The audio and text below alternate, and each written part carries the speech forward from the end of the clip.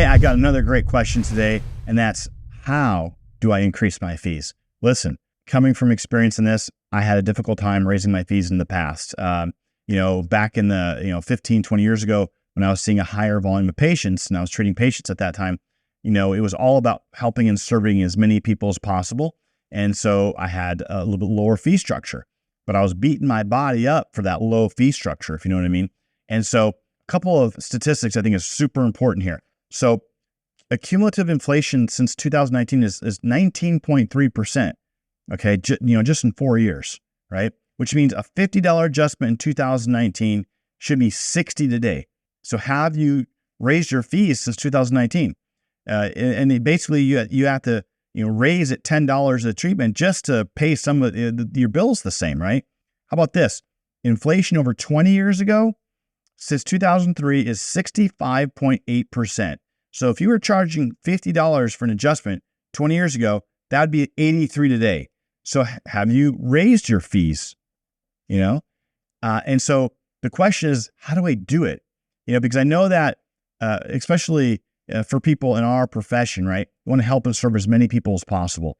And when you want to serve and help as many people as possible, that fear comes in like, hey, if I raise my fees, are my patients going to stay? Especially for those of you who are in the wellness arena, like maybe you convert many of your patients into wellness care. A great way to go about doing that is, and I've done this successfully many times now, is I'll pick a date. Let's just say, we're in September, October of a year, and I'm going to raise my rates in the beginning of the year.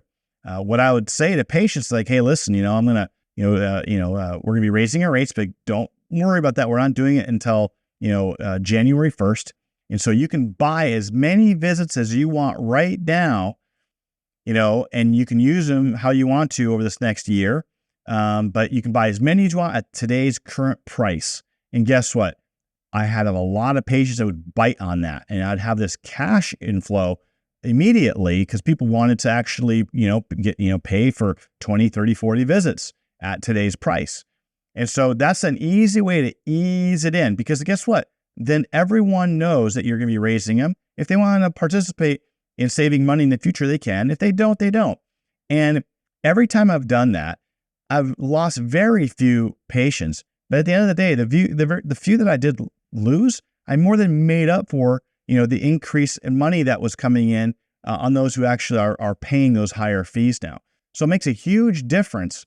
If you're going to sacrifice your body, for this craft and for serving people, you need to value yourself. And that's a sticking point that I have when I talk to some providers. I talk to thousands of providers, but every once in a while I talk to a provider who doesn't value themselves.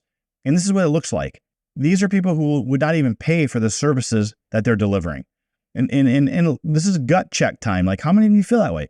How many of you actually feel like, would you pay for the services that you're recommending?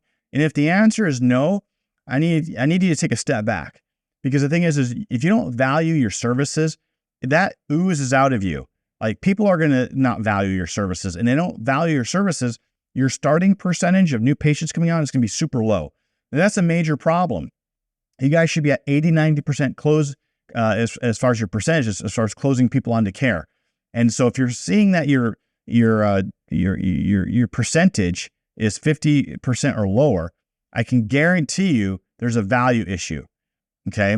You gotta, and I tell you what, the number one rule to sales, I know sales is a dirty word out there, right? But the fact of the matter is that you got to sell your services. And, the fact is this: if you don't have faith, confidence, and belief in your services, products, and ideas, how are you going to sell it? Like, you've got to believe in your services. And this actually has to transcend you. Each member of your team needs to value what you do and understand what you do. So a great thing to do as well is have a team in your team meeting. You should be having weekly team meetings.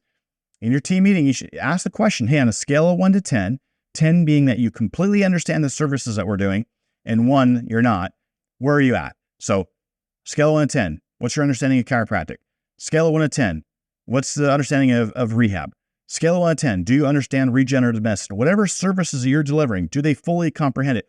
You'll be amazed at how some staff are going to be like, I have no idea what this regenerative therapy stuff is.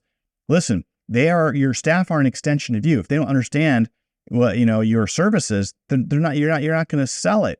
And so at the end of the day, it does not matter what your fees are. I know this whole topic started with how do I increase my fees? But at the end of the day, people will pay for what they value.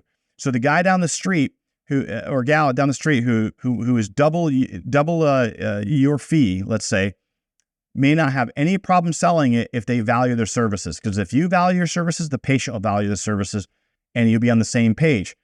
People will pay for what they value. So, take a step back. A, do I value my services? B, do my staff value my services? And C, I gave you a blueprint on how you can raise them over time and make it comfortable for your patients. So I hope that was beneficial for you. We'll see you in the next video.